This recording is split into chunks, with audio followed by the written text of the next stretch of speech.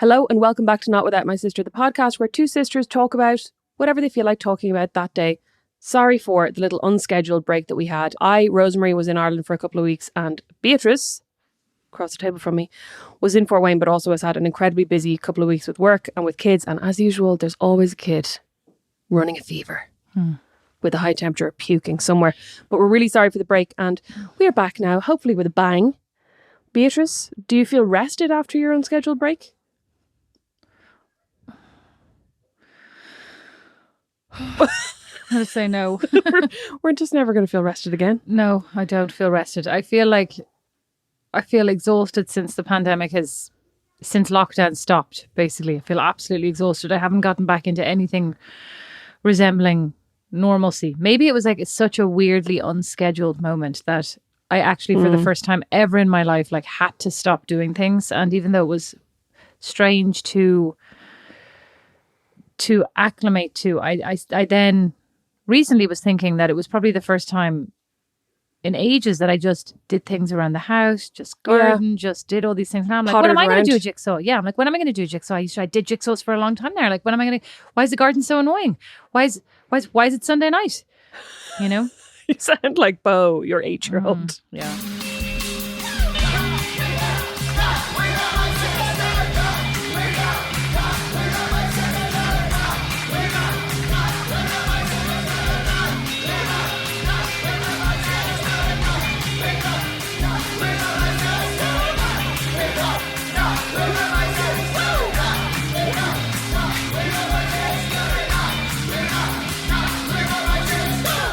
You know what I think though, it's incorrect to say the pandemic is over, right? But like since the kind of state of like pandemic emergency is over, I feel like we're all expected to go back to normal, but it's still scary.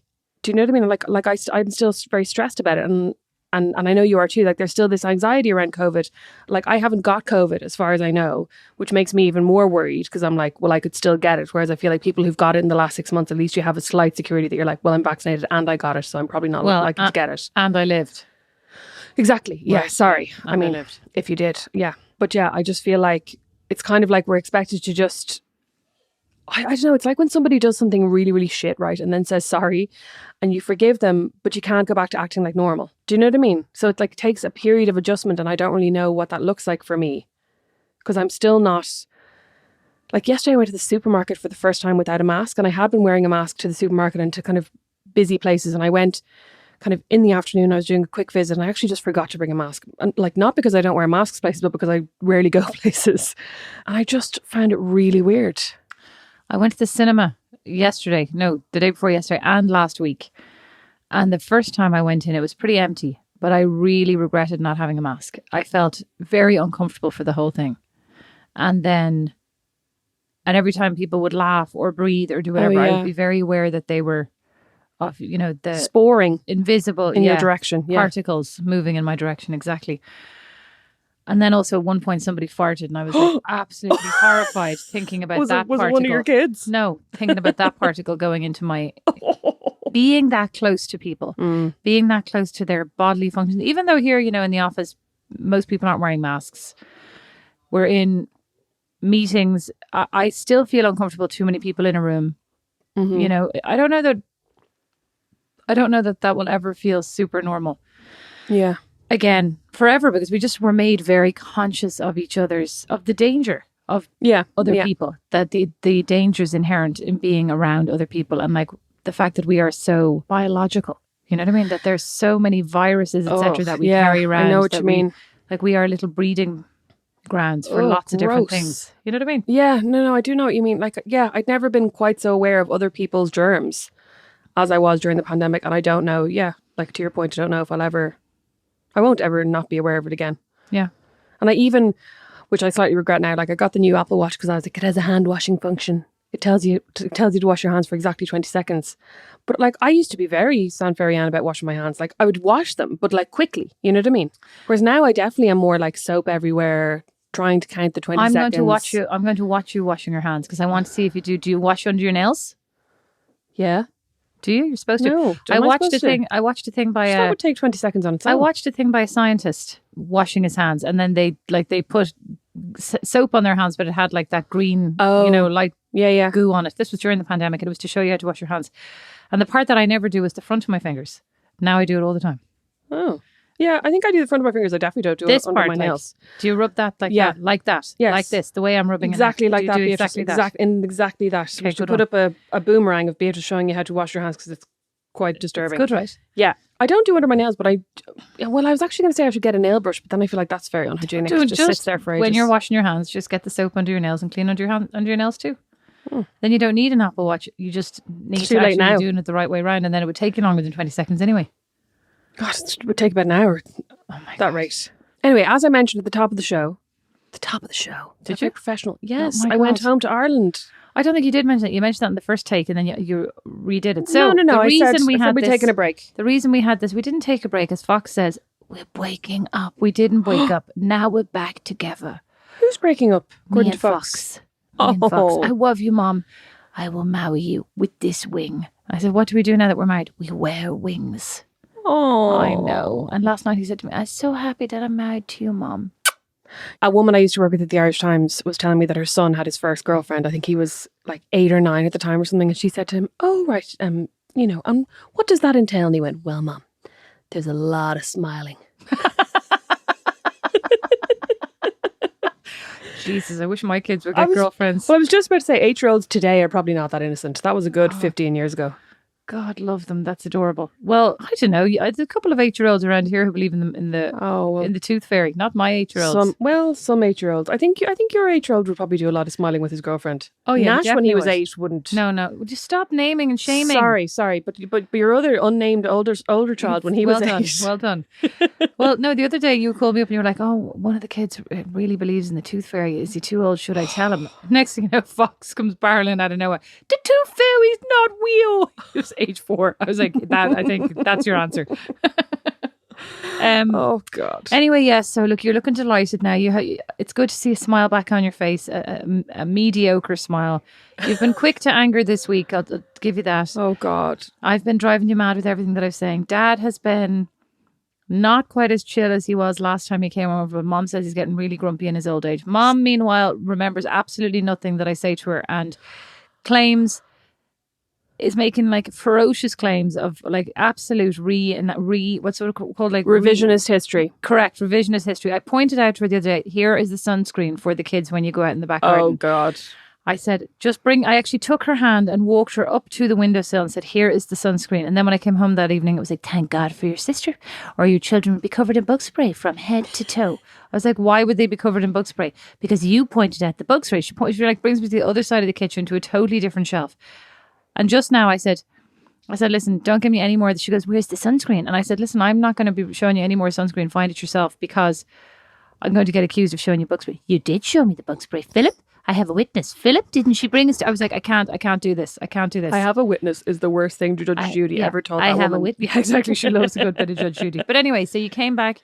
So sorry. No. Just to backtrack. No. But I was just going to say, I was home for 3 weeks. Mum and Dad came with me. I feel like people don't have that context. I'm about to say that. Oh, sorry. Go on. Sorry. Jesus. I was about to say, I've only been with them for a week. It's been a hectic week between work and them being head wreckers.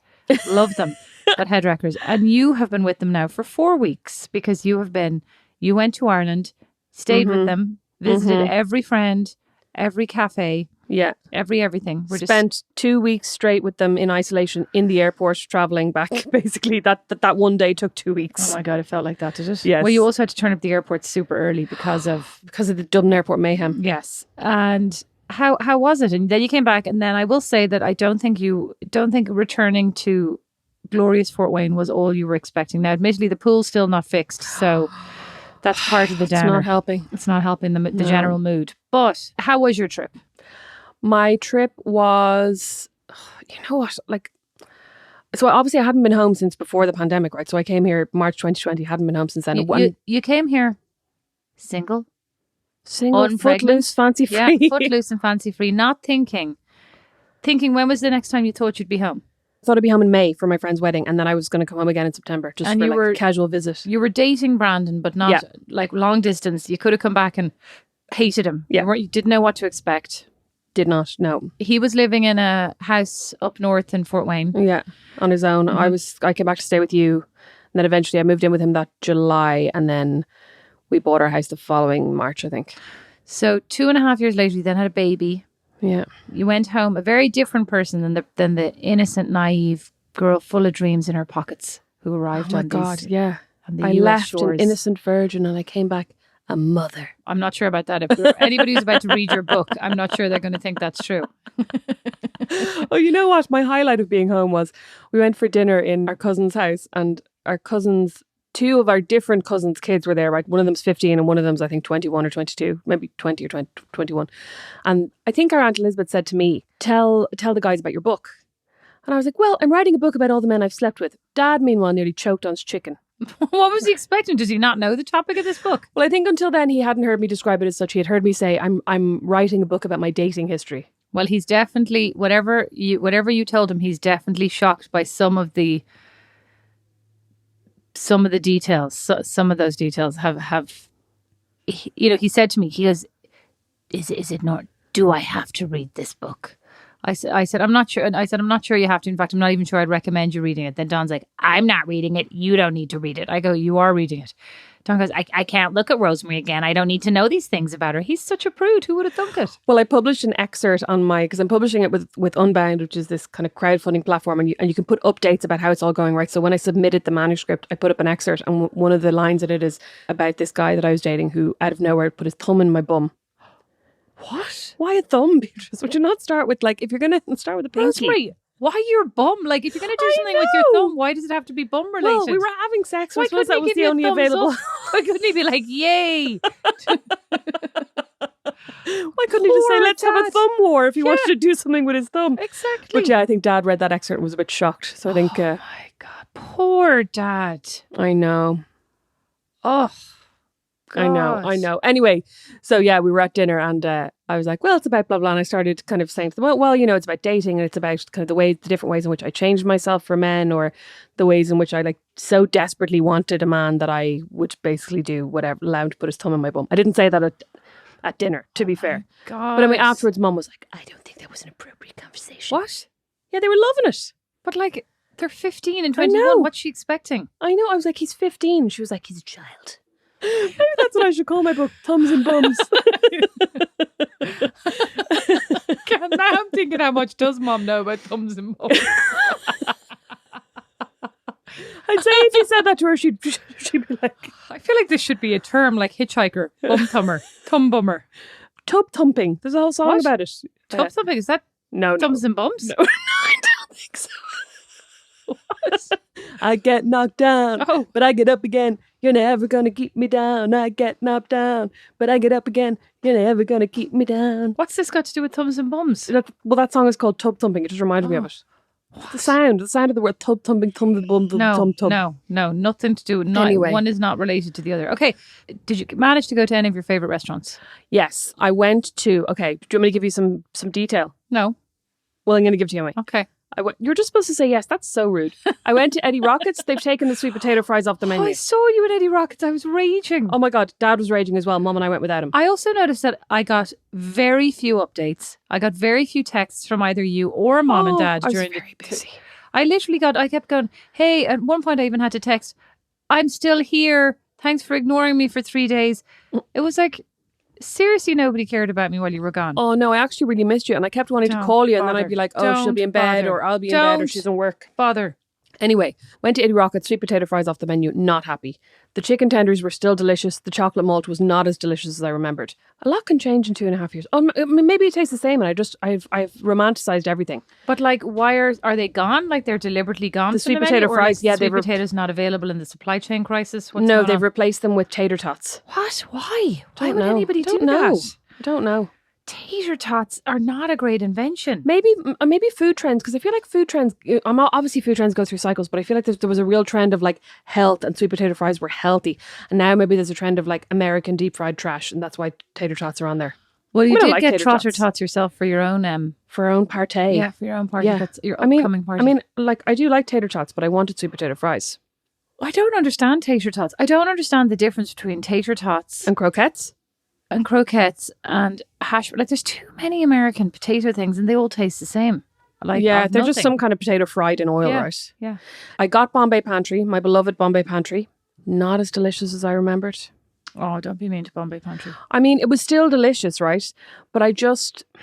you know what? When I was home, for every 10 Bombay Pantries I got each month, maybe one of them wouldn't be perfect. So I'm like, maybe this was the one. But then I just didn't want to risk getting another one in case it wasn't great. I hear you. I went to Two Boys Brew in Phibsborough, which was delicious. And their avocado on toast has changed. And they now include deep fried halloumi sticks, which are incred. I went to Shook. Do people say incred at home now? Because that No. sounds totally nerdy. That's just no. I went to Shook in Drumcondra and had an amazing, which I like had been open for years before I left, and I had never gone before. I tried to go once, and they've been full. And I had an entire roasted cauliflower with tahini and pomegranate seeds and herbs and spices. An entire one. Were you not stuffed? There's a cauliflower. Was that what was the Indian restaurant down in Westmoreland Street that you read the sign totally wrong? So I just make that up, Westmoreland Street. Westmoreland Street. What do you mean that I read the sign totally There's wrong? some sign that said, I can't remember the story. It's a great story.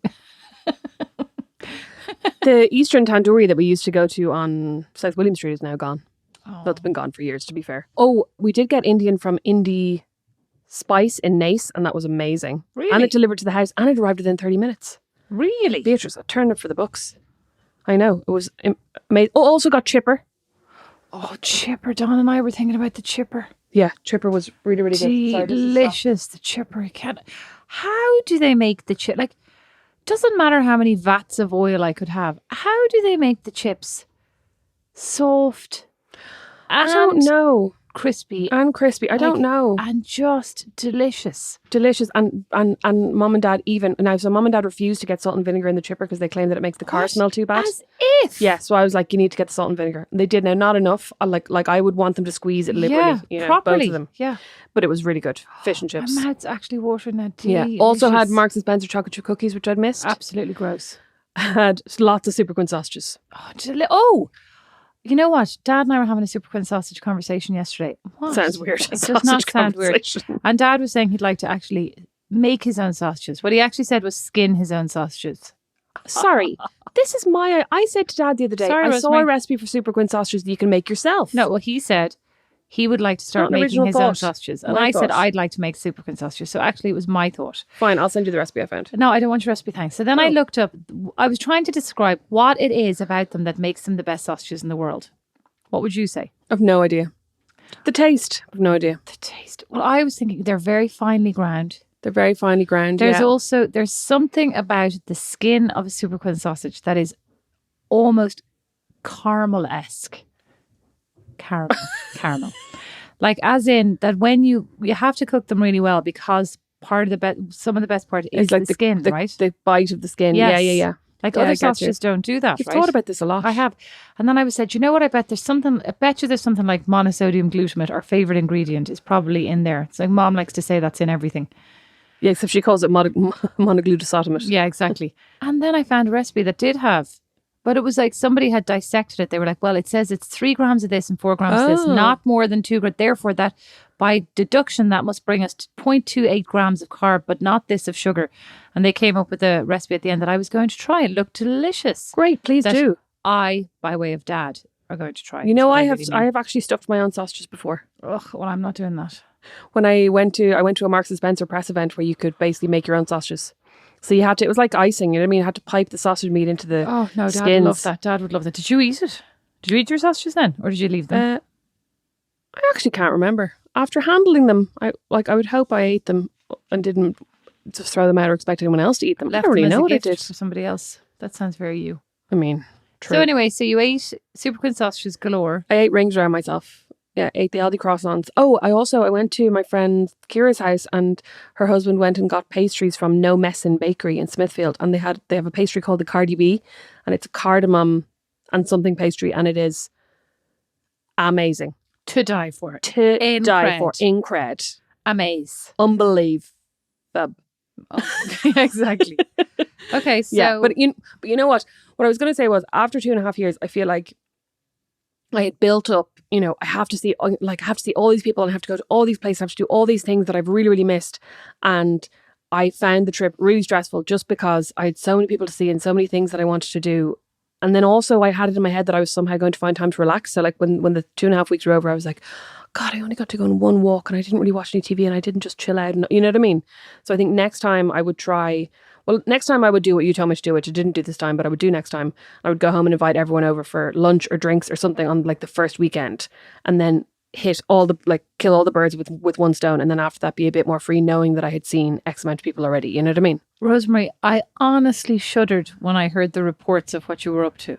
I went here for lunch and I met this person. Then I went into town and did this and met this person for lunch.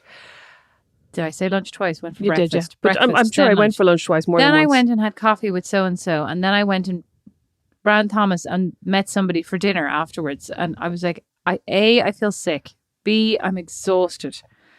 I was absolutely exhausted, yeah. Did you find that you had the same conversations with people, or did you pick up where you left off? How did it go? No, I think actually, I mean, I was kind of like, there were only one or two people that I met up with that I haven't actually spoken to regularly, if you know what I mean. So we just kind of picked up where we left off in our texts or whatever, or I'd go, oh my God, tell me about this thing you were doing, or like there's a friend who started a new job and I was like, oh, how's the new job really? Because, sometimes in texts, people will be like, oh, everything's great. And then in real life, you'll go, oh, like, tell me, like, how do you find being a manager? Or, is this difficult? And people will talk to you in a way that they wouldn't necessarily write down, I think. But I found that I somehow expected things not to have changed more than, like, I went to visit a friend who moved into a new house the year that I left, and the garden is amazing. And I walked outside and I went, oh God, like, how are you going to keep this up? Because I didn't think she was into gardening. And she's like, well, I've lived here for 2 years, Rosemary. I was like, oh, like, like in my head, it was like she moved in last month. Because of course I'm only seeing it, I'm seeing it right after she moves in, you know what I mean? So I was going to ask you, that's a good segue. I was going to ask you, you've obviously changed a lot, right? You're married. Yeah, you're a mother. You're a stepmother. Oh yeah. You're a visa holder. Oh yeah. You're like, your mind is in the States. You're aware of American politics. You're all these kinds of things. Had your friends changed? Had life changed for them as much? I'm sure some of them have become parents. Some of them have gotten married, etc. Yeah, I mean, yeah. Some of them have become parents. Some of them have become like more, as in had another child. More parents, yeah. Deeper into the parenting.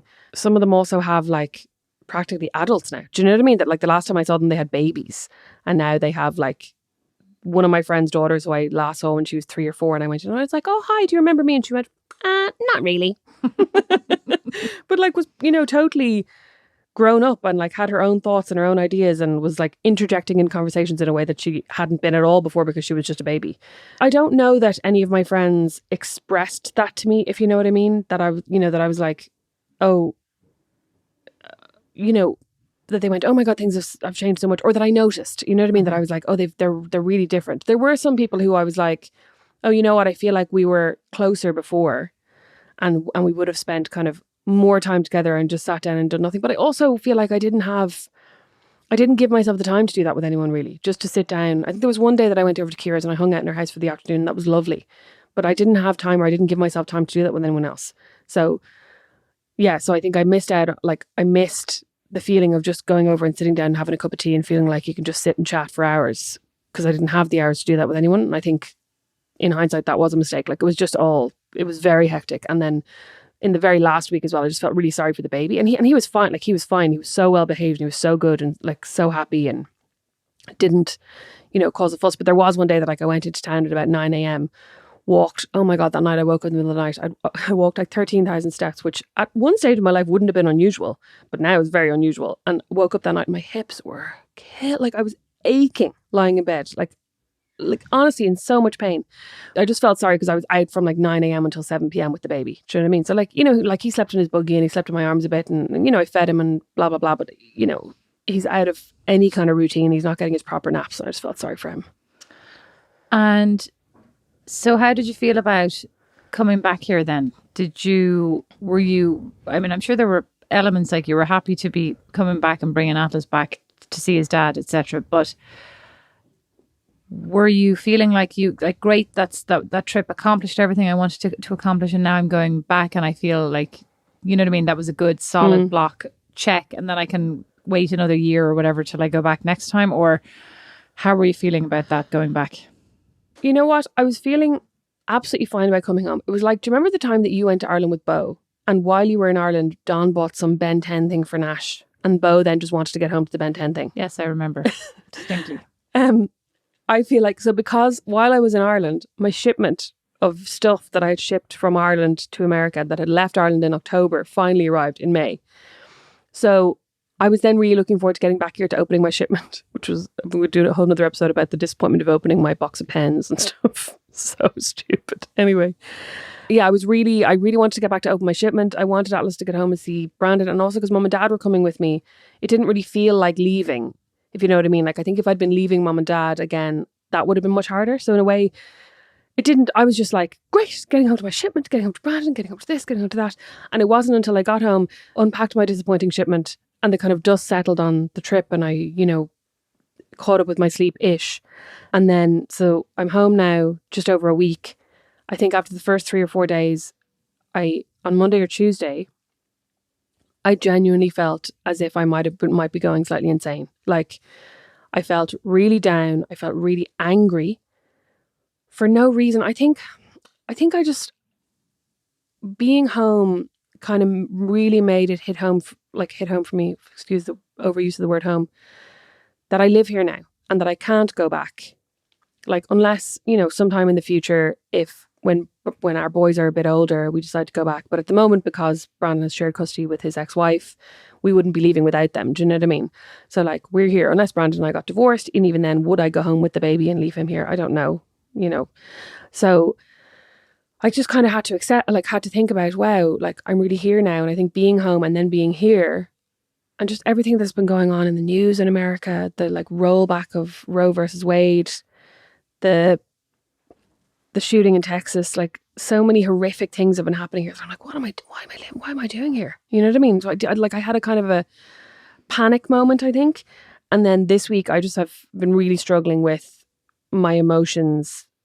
And I think it's probably a lot related to that, like a lot related to like not sleeping very well. And just, I don't know, just feeling annoyed that these things are happening in America, and that I kind of have feeling a little bit stuck, and just, I don't know, feeling a bit sad that I guess I have to close the door on that part of my life, even though, I mean, I think I will be back. But I think when I first moved over, I really thought that I'd be able to move here and have like have a foot in both, what do they say, like a foot in both ships, a foot in both, oh yeah, foot in both camps.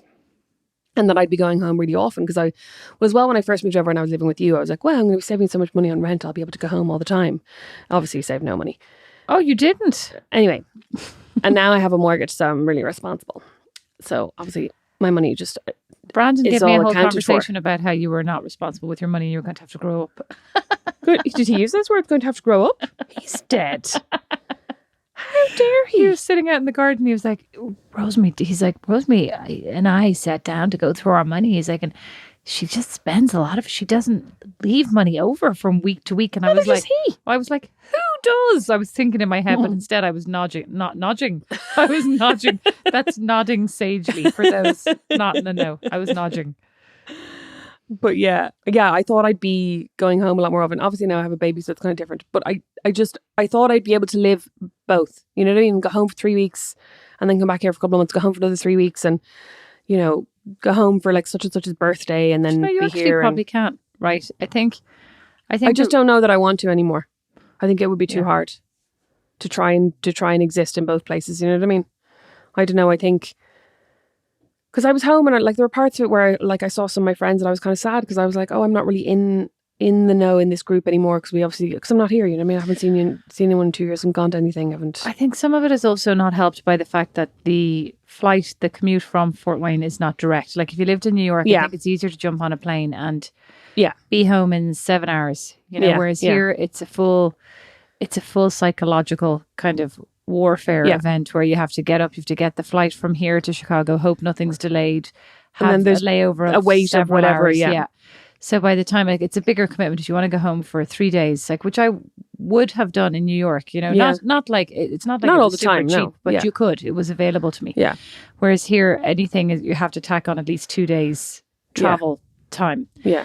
But I think it is hard, like that idea of the choice being taken away from you, you know, that you don't, it's not that like you wouldn't have made the choice, but you didn't make it. Yeah. You know, like these things kind of incrementally happen. Like you meet Brandon, you get married, you still can do all the traveling you want to do, you know. But, I mean, yes, he has 2 children, but you could go away for a weekend or whatever. Mm-hmm.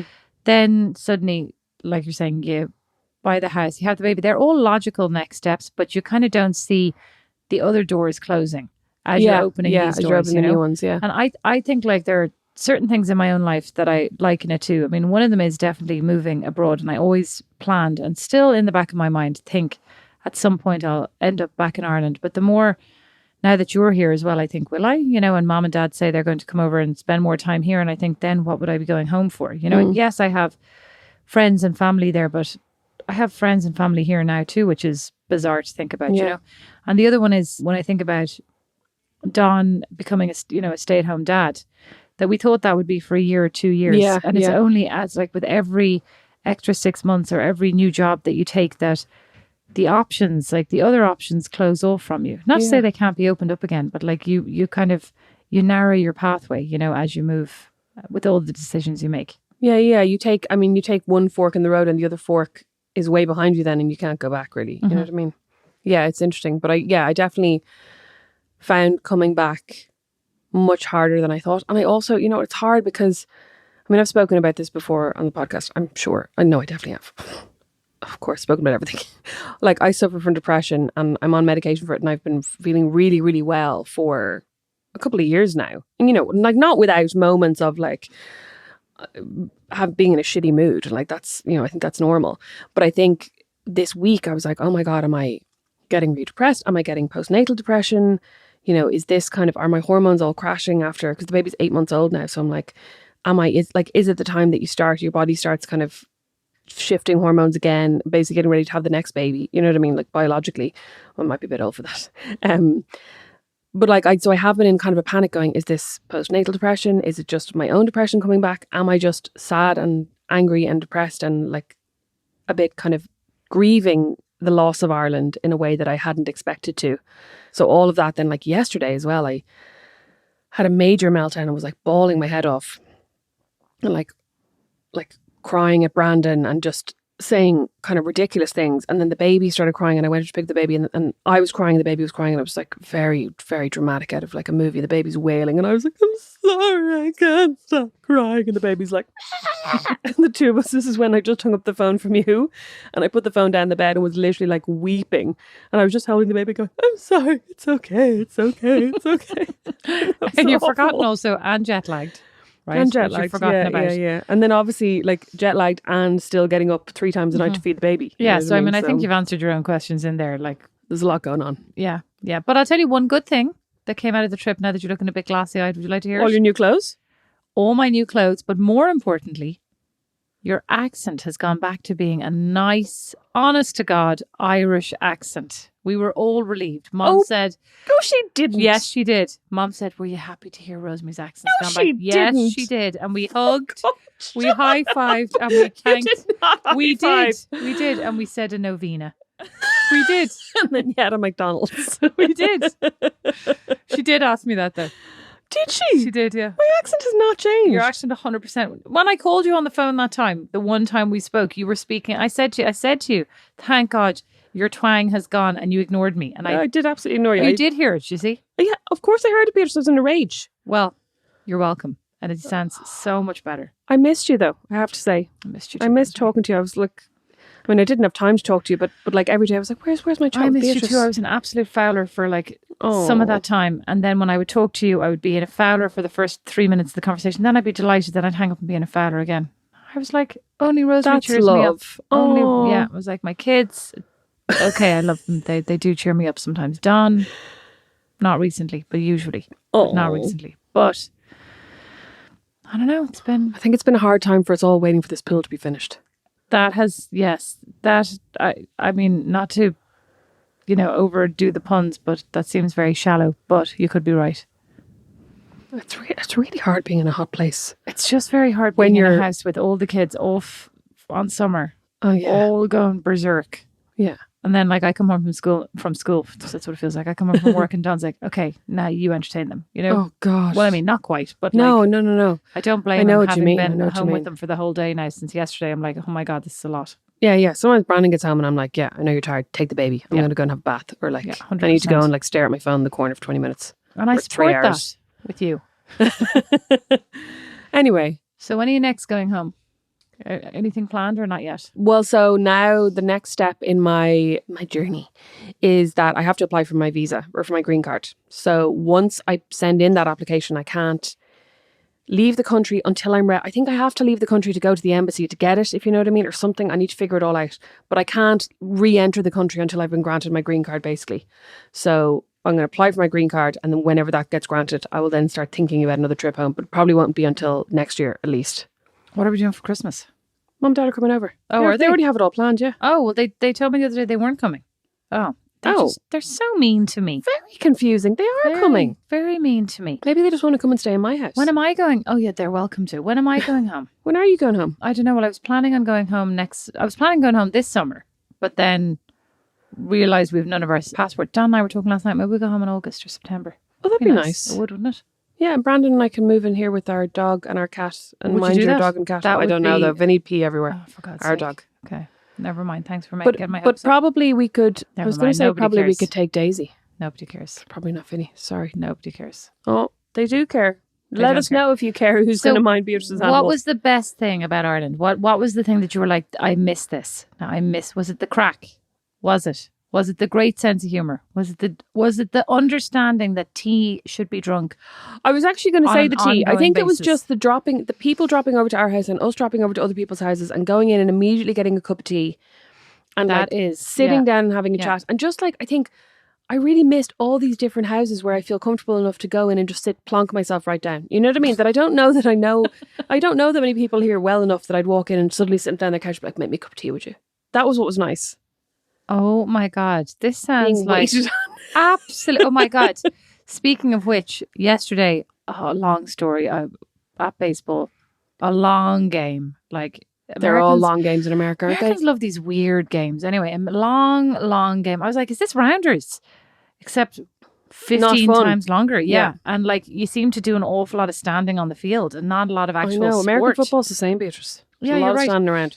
Well, anyway, so I had to remove my 8-year-old child from the dugout. Is that what it's called? I think so. Right, had to remove him because I saw him through the wire mesh, banging his head on the wall and crying because he got hit by the ball or something. So I go around, I remove him, we get in the car. I was driving over to your house to pick up Mom, and I go, and I said he's like, we're not going for ice cream. I said, no, we're not going for ice cream. I said, you don't get rewarded for behaving like that. I understand that you're upset, right? And I understand all this. So I wasn't trying to be a maniac, but I'm also like, you can't behave like this in group settings. Yeah. You shouldn't be behaving like this at home, and you can't behave like this in public. It's just not Yeah. acceptable, right? You're calling me a crybaby. I was like, I never mentioned crybaby. I'm not calling you a crybaby. It's fine to have emotions. I said, I have emotions. I cry a lot. It's okay to cry. But you just can't behave like that in front of everybody. You're making everybody uncomfortable, and you can't be banging your head off the wall and taking up all the space on the seat. Because between bouts of banging his head on the wall, he would then lie down full length on the bench in the dugout, and all the other kids were standing really awkwardly, looking like they really just wanted to sit down. And anyway, and he goes, God, this is just the worst thing ever. You are you know what, Mom? You use the word obey. I was thinking how interesting that he really fixates on this word. I'm like your servant. My entire life is just in service of you. Everything I do is do this, do that, do the other. Tidy up, do my clothes, do my breakfast, do my food. I was like, this is amazing. He has an entirely, let me tell you, entirely different interpretation of reality than I do. This is where, and I was thinking of you when you were like, what is it? My truth. What is it? Yeah, my truth. Yeah. His truth is not the same as my But truth. isn't it so interesting that he thinks that getting his own breakfast is serving you? Actually, good point. Yeah, he does. He does. He He thinks thinks that those are dressing all your himself- tasks, Yeah, he thinks but- that dressing and himself making him do them getting his own clothes is him Yeah. doing you a favor, yeah. basically. Oh, 100%. That's He does. so interesting. Men. I Men. I mean, I love my men and I'm making them better men. I'm making them great men, but still. Men. Am I allowed to say not all men, or is Liam going to edit You it can out? say whatever you want. Hashtag not all men. But yeah, all men. Thanks so much for listening. Again, we hope you missed us as much as we missed you. If you did, you can sign up to our Patreon at patreon.com/notwithoutmysister for $5 a month, and you'll get an extra bonus episode each and every Friday. Plus, you'll get your main episodes early and without any pesky ads. And you'll be happy to hear we're back on our regular schedule now. We're committed to it. It's been, we are back. Life got in the way there for a little while, and we're back. Having seen that my therapist ghosted me, Vogue and Joanne have got a headline set at Electric Picnic. We are back. We are rejuvenated and re-motivated. We are back. That's going to be us next year. Okay, thanks for listening. Bye.